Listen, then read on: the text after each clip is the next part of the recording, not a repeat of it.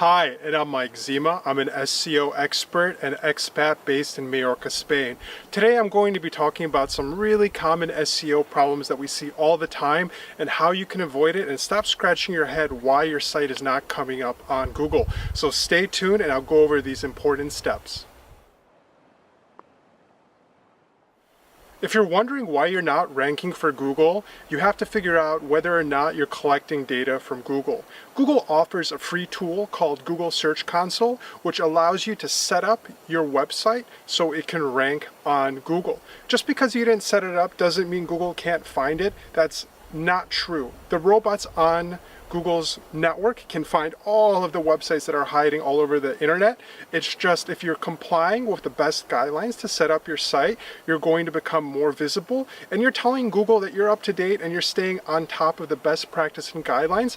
That way, Google is going to pay more attention to your site and start providing you very useful data. If you're not set up for Google Search Console, you don't know if you're ranking for any keywords, if you're blocked from search engines. This tool is essentially your backup to your site visibility online. So it's important that you have this set up, and the notifications that they send you about your site's health are invaluable in order to make sure you can be found on Google and not confuse your customers if they go somewhere else because they can't find you on Google.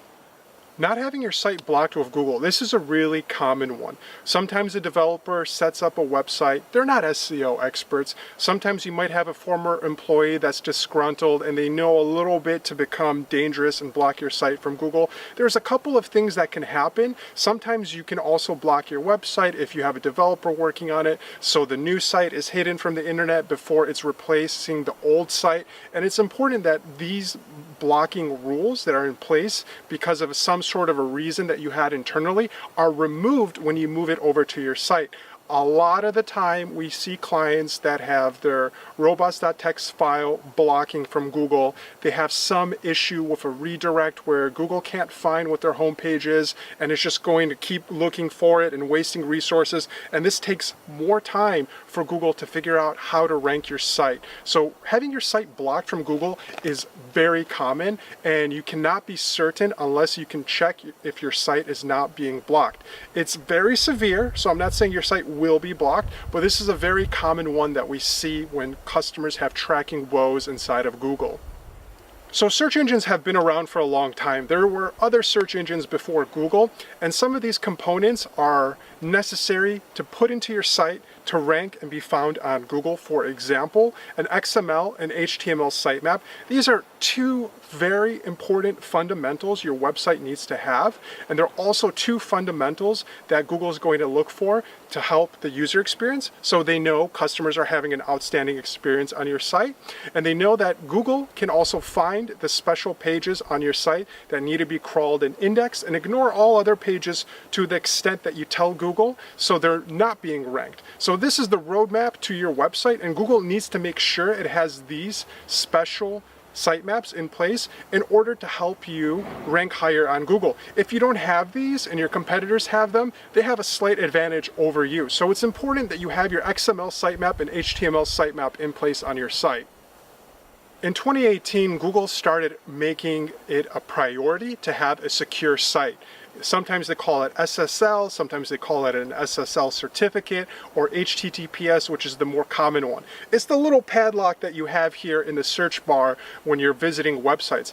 Typically, you used to see this only on e-commerce sites, but now it's a best practice for all sites, and Google is requiring it for all sites. Since around 2015, this has been a subtle ranking signal, and now it's an even more important ranking signal. And you also have to consider that 90% of page one search results are going to be HTTPS secure. So if your site is not secure yet, you're actually going to rank lower on Google, and your competitors are going to rank higher. So it's important to move your site over to HTTPS as soon as possible, and look into doing this with your host or asking your webmaster if they can enable it on your site. Speed. This is ultimately becoming one of the most critical ranking factors in 2019, and having a fast site is important. Google provides several tools in order to test your site, particularly the Google Page Speed Test. If you Google it, you'll find it, enter in your website, and it'll give you a score. Your desktop page speed is ranked out of 100, and so is your mobile.